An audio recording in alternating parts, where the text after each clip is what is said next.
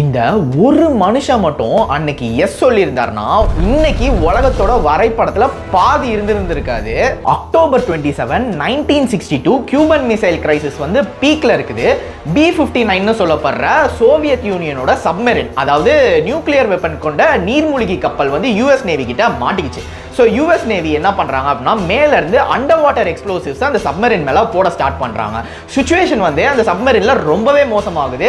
Temperature பார்த்தீங்கன்னா ஒரு 50 டிகிரிக்கு மேலே ரைஸ் ஆகுது. ஆக்சிஜன் லெவலும் ரொம்பவே கம்மியாகுது. ஸோ அந்த சப்மரினோட கேப்டன் சிவிட்ஸ்கி என்ன டிசைட் பண்ணுறாரு அப்படின்னா, ஓகே நம்மளுக்கு கம்யூனிகேஷனும் மாஸ்கோவோட கம்ப்ளீட்டாக கட் ஆயிடுச்சு, யூஎஸும் நம்மளை அட்டாக் பண்ண ஸ்டார்ட் பண்ணிட்டாங்க, ஸோ எனக்கு தெரிஞ்சு மேலே வேர்ல்டு வார் ஆல்ரெடி ஸ்டார்ட் ஆயிடுச்சு போல அப்படின்னு சொல்லி அசியூம் பண்ணுறாரு.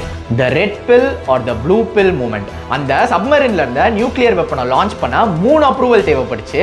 கேப்டன் சவிட்ஸ்கி ஆல்ரெடி எஸ் சொல்லிட்டாரு. அந்த சப்மரினோட பொலிட்டிக்கல் ஆஃபீஸர் மஸ்லினிகாவும் எஸ் சொல்லிட்டாரு. ஆனா அங்க இருந்த ஒரே ஒரு ஆஃபீஸர் மட்டும் அவ்வளோ பேனிக்கான சிச்சுவேஷன்லையும் யோசிச்சு நோ சொன்னாரு. அவர் மட்டும் அன்னைக்கு எஸ் சொல்லியிருந்தாரு அப்படின்னா அந்த நியூக்ளியர் வெப்பனை லான்ச் பண்ணியிருந்திருப்பாங்க. யூஎஸ் வந்து கண்டிப்பா திருப்பி அட்டாக் பண்ணியிருந்திருக்கும். இன்னைக்கு நம்ம cities like Washington DC, New York city, Moscow இந்த மாதிரி சிட்டிஸ் எல்லாமே தரமட்டமா இருந்திருக்கும். ஹிரோஷிமா நாகாசாக்கி பத்தி நம்மள எல்லாருக்குமே தெரியும். இப்ப வரைக்கும் கூட அந்த நியூக்ளியர் பாம்போட இம்பாக்டை வந்து ஜெனரேஷன்ஸ் தாண்டியும் அங்க இருக்கிற மக்கள் வந்து பாதிக்கப்பட்டு இருக்காங்க. நம்ம இந்தியாவுக்கு கூட இதனால ரேடியேஷன் ப்ராப்ளம்ஸ் வந்திருக்கும்னு சொல்லப்படுது. But that one man said no, Vasili Arkhipov. இவர் மட்டும் அன்னைக்கு நோ சொல்லல அப்படின்னா கம்ப்ளீட்டா காலி தான். சில டைம்ல இந்த மாதிரி கோவத்தினாலேயோ இல்ல வந்து கூட்டத்தோட கூட்டமா எஸ் சொல்றதுனாலயோ அதோட கான்சிக்வன்சஸை யோசிக்காம நம்ம ஒரு டெசிஷன் எடுக்கிறப்போ அதோட விளைவுகள் ரொம்பவே கொடூரமா இருக்கும்.